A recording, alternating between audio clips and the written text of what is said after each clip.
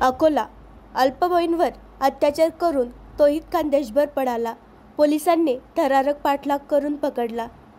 अल्पवयीन मुलीवर चाकूचा धाक दाखवत बलात्कार करून फरार झालेल्या तौहीद खान समीर खान बैद वय 28 राहणार खेर मोहम्मद प्लॉट डाबकी रोड अकोला या सराईत आरोपीला अखेर पोलिसांनी इंदोर मध्य प्रदेश येथे पकडले.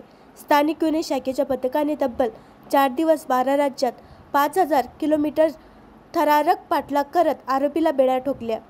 गुन्ह्याची धक्कादायक पार्श्वभूमी 6 सप्टेंबर 2025 रोजी डाबकी रोड पोलीस ठाण्यात अपराध क्रमांक 299/2025 नुसार पिओस व भादवीच्या कलमान्वये गुन्हा दाखल करण्यात आला. गणेश विसर्जनासाठी कुटुंबीय बाहेर गेले असता तौहीद खानने घरात घुसून अल्पवयीन मुलीला चाकूचा धाक दाखवत लैंगिक अत्याचार केला. घटनेनंतर परिसरात संतापाची लाट उसळली.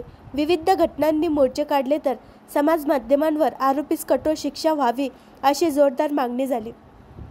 पोलिसांचा थरारक पाठलाग माननीय पोलीस अधीक्षक अर्चित चांडक यांनी पोलीस निरीक्षक शंकर शेळके यांच्या नेतृत्वात 4 पथके तयार करून आरोपीचा शोध घेण्यासाठी तातडीने मोहीम उभारली. आरोपीने सतत रेल्वे व बसने प्रवास करत भुसावळ, सुरत, अहमदाबाद, दिल्ली, आग्रा, झाशी, भोपाळ, गुना, ललितपूर, शिवपुरी, उज्जैन, देवास आणि अखेर इंदोर असा सुमारे 5000 किलोमीटरचा फेरफटका मारला.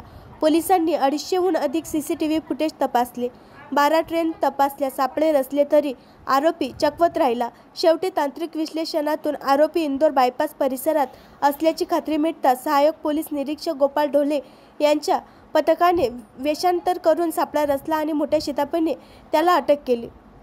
आणखी नवीन व्हिडिओ पाहण्यासाठी आमच्या देशमुख एक्सप्रेस न्यूज चॅनलला सबस्क्राईब करा, लाईक करा आणि शेअर करा.